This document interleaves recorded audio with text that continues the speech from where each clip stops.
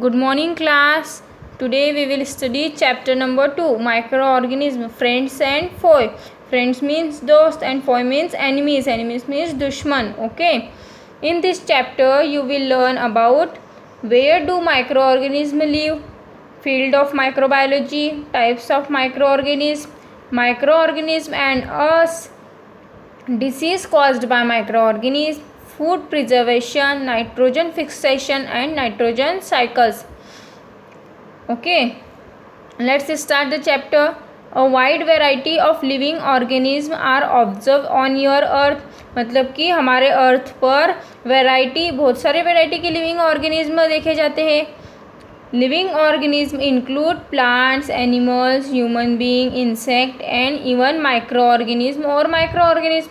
Living beings में कौन कौन से लिविंग ऑर्गेनिज्म होते हैं? प्लांट्स, एनिमल्स, ह्यूमन बींग्स भी क्या है? लिविंग ऑर्गेनिज्म है. प्लांट्स क्या है? लिविंग ऑर्गेनिज्म है. एनिमल भी लिविंग ऑर्गेनिज्म है. Insect and even micro organism और माइक्रोब्स भी क्या है? लिविंग ऑर्गेनिज्म है. Some of this organism are seen through naked eye and some are not. कुछ लिविंग ऑर्गेनिज्म को हम अपनी आँखों से देख सकते हैं और कुछ लिविंग ऑर्गेनिज्म को हम अपनी आँखों से देख नहीं सकते.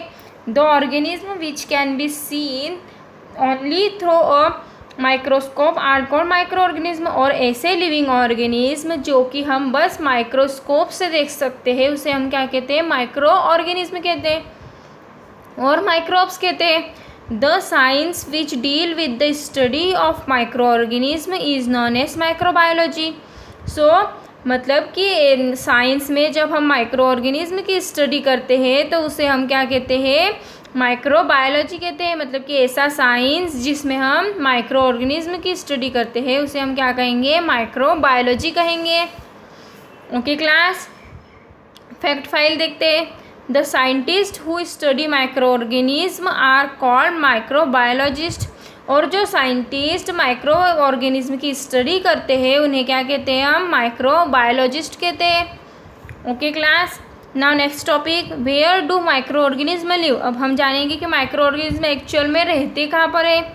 Micro organism are found everywhere on earth. Micro organism earth पर हर जगह हम देख सकते हैं.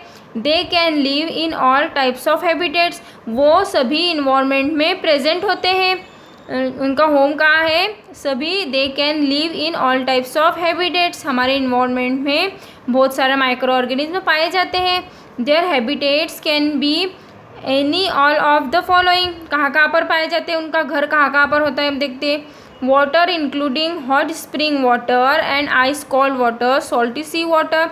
मतलब कि वाटर में भी हम क्या देखते हैं? माइक्रो ऑर्गेनिज्म देखते हैं. आइस कोल्ड वाटर में देखते हैं. सॉल्ट सी वाटर में भी क्या हमें दिखाई देते हैं? माइक्रो ऑर्गेनिज्म रहते हैं. नेक्स्ट वन, एयर में भी माइक्रो ऑर्गेनिज्म रहते हैं. नेक्स्ट क्या है? Soil and marshy land. मतलब कि ज़मीन पर या फिर मिट्टी में भी हम क्या देखते हैं? माइक्रो ऑर्गेनिज्म को देखते हैं. Dead and decaying organic matter inside the body of animals और ह्यूमंस. मतलब कि जानवरों और ह्यूमंस के डेड डिकेइंग ऑर्गेनिक मैटर में भी क्या होता है? माइक्रो ऑर्गेनिज्म पाए जाते हैं. Some microorganism grow on other organism while some other exist freely. मतलब कि कुछ ऑर्गेनिज्म दूसरे माइक्रो ऑर्गेनिज्म पर ग्रो होते हैं और कुछ क्या करते हैं? फ्रीली रहते हैं. माइक्रो ऑर्गेनिज्म लाइक अमीबा में लिव अलोन. मतलब कि जो माइक्रो ऑर्गेनिज्म जैसे कि अमीबा लिव अलोन, मतलब कि वो अकेला रह सकता है. Whereas fungi and bacteria may live in colonies. Colonies means group of bacterias and fungi. मतलब कि फंगी और बैक्टीरिया कैसे रहते हैं? ग्रुप्स में रहते हैं. Okay class, now next topic, field of microbiology. Following tables give the list of some of the important discoveries in the field of microbiology. अभी यहाँ पर टेबल दिया है जिसमें क्या दिया है? साइंटिस्ट और उनका कंट्रीब्यूशन. मतलब कि उनने क्या क्या डिस्कवरीज की है उसके बारे में दिया है. तो अभी हम देखते हैं table. Name of scientist, year and contribution. First scientist is Robert Hooke. Robert Hooke ने 1665 में क्या ऑब्जर्व किया था? Observe crude cells and bacteria using his own crude microscope. मतलब कि उसने क्या किया था? रॉबर्ट हुक ने 1665 में क्रूड माइक्रोस्कोप के द्वारा क्या ऑब्जर्व किया था? क्रॉक सेल्स और बैक्टीरिया को ऑब्जर्व किया था। Okay class, now second scientist कौन थे? Anton van Leeuwenhoek. उन्होंने 1675 में first to describe and sketch microbes. उन्होंने क्या किया था? वो फर्स्ट साइंटिस्ट थे जिन्होंने कि माइक्रोब्स के स्केच को क्या किया था? डिस्क्राइब किया था कि माइक्रोब्स एक्चुअल में होते कैसे हैं, उनका स्केच डिस्क्राइब किया था। और थर्ड साइंटिस्ट कौन से? Louis Pasteur. तो इन्होंने क्या किया था? 1857 एंड 1859 में discovered that fermentation is caused by yeast fungi. उन्होंने क्या डिस्कवर किया था? कि जो फर्मेंटेशन की प्रोसेस है वो किसके कारण होती है? फंगी के कारण होती है। And disapprove the theory of spontaneous generation. और कौन सी थ्योरी को डिसअप्रूव किया था? थ्योरी ऑफ स्पॉन्टेनियस जनरेशन को डिसअप्रूव किया था। नेक्स्ट साइंटिस्ट कौन से थे? Robert Koch. इन्होंने 1882 में क्या कंट्रीब्यूशन दिया था? Gave the germs theory of disease. कौन सी थ्योरी दी थी? जर्म्स थ्योरी ऑफ डिसीज दी थी। कौन सी? Tuberculosis is caused by mycobacterium tuberculosis bacterium. उन्होंने क्या बोला था कि ट्यूबरक्लोसिस किसकी वजह से होता है?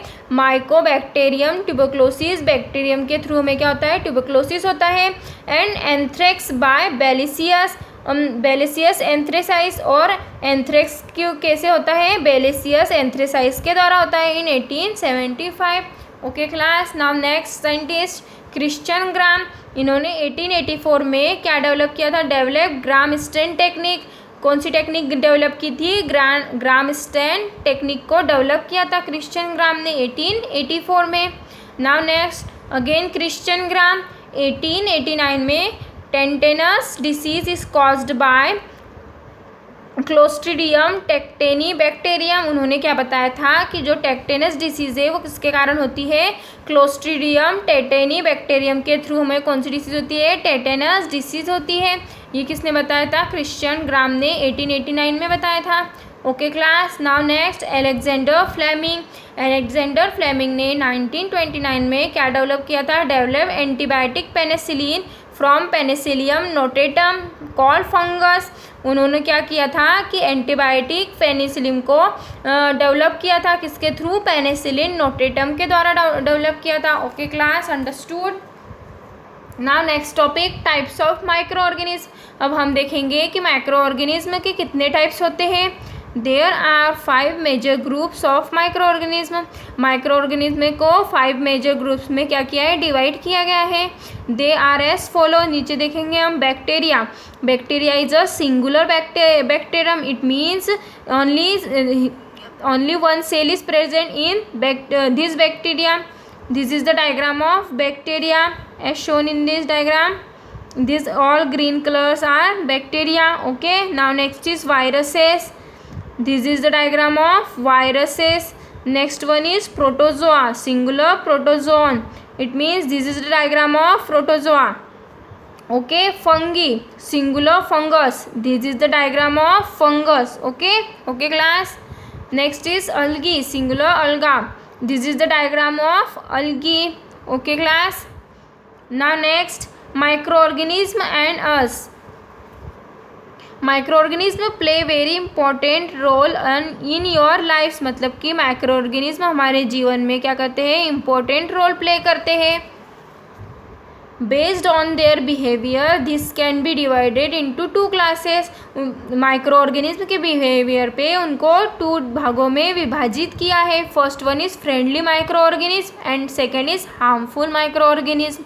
फर्स्ट माइक्रो ऑर्गेनिज्म कौन से होते हैं? Friendly microorganism and the second is harmful microorganism. We will study the uses and harmful effect of each and every micro organism in detail. अभी हम सभी माइक्रो ऑर्गेनिज्म के बारे में क्या करेंगे? डिटेल में पढ़ेंगे कि कौन से माइक्रो ऑर्गेनिज्म हमारे लिए फ्रेंडली होते हैं और कौन से माइक्रो ऑर्गेनिज्म हमारे लिए हार्मफुल होते हैं। Okay class, first one is कौन सा पढ़ेंगे हम? Bacteria. occurrence. It is believed that bacteria are the first living beings that are appeared on the earth about 3000 million year ago. मतलब कि ऐसा बिलीव किया जाता है कि जो बैक्टीरिया है वो फर्स्ट लिविंग बीइंग है जो कि हमारे अर्थ पे देखा गया था अबाउट 3000 मिलियन ईयर एगो, मतलब कि 3000 साल पहले देखा गया था. They are unicellular but many times they are also found in clusters. Bacteria कैसे होते हैं? यूनिसेल्यूलर होते हैं बट मेनी टाइम्स वो कहाँ पर पाए जाते हैं? क्लस्टर्स में भी पाए जाते हैं. Next one is habitat. उनका इन्वायरमेंट, उनका होम कैसे होता है?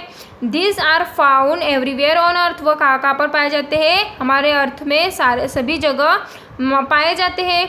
दे are also found inside our body. हमारे बॉडी के अंदर भी पाए जाते हैं bacteria. They may differ in their shape and size. उनका साइज अलग अलग होता है, शेप भी अलग होता है और साइज भी अलग होता है. They can even exist in hot boiling water spring in the depth of the sea and in Antarctica. और वो कहाँ पर होते हैं? मतलब कि सी के डेप्थ में, सी की गहराई में भी होते हैं, अंटार्कटिक में भी होते हैं और हॉट बॉइलिंग वाटर स्प्रिंग में भी देखे जाते हैं. In unfavourable condition the bacteria develop a protective cover called cyst. और अनफेवरेबल कंडीशन में क्या करते हैं? बैक्टीरिया अपना अपना ही एक प्रोटेक्टिव कवर बना लेते हैं जिसे क्या कहते हैं? क्रिस्ट कहते हैं. Which help in its survival. और उनके जीवन में उनके सर्वाइवल के लिए काम आता है. Okay class, now size of the bacteria.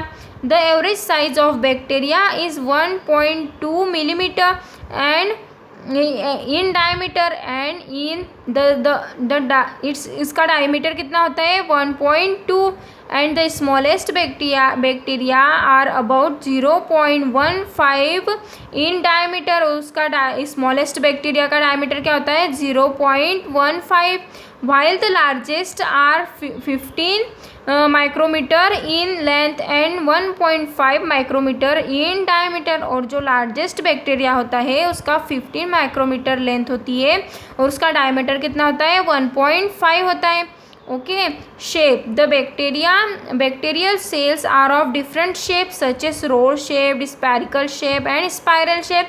Bacteria का शेप डिफरेंट होते हैं जैसे कि rod shape, spherical shape and spiral shape. Okay class, in this diagram we will see the different types of shapes of bacteria. So lactobacillus and pseudomonas are rod shaped. Okay, this is the diagram of rod shaped bacteria. Streptococcus and micrococcus are spherical and this is the spherical types of bacteria. And while spirilla is a spiral shape and this is the spiral shaped bacteria. Okay class, understood? Now next topic we will see in the next video. Thank you.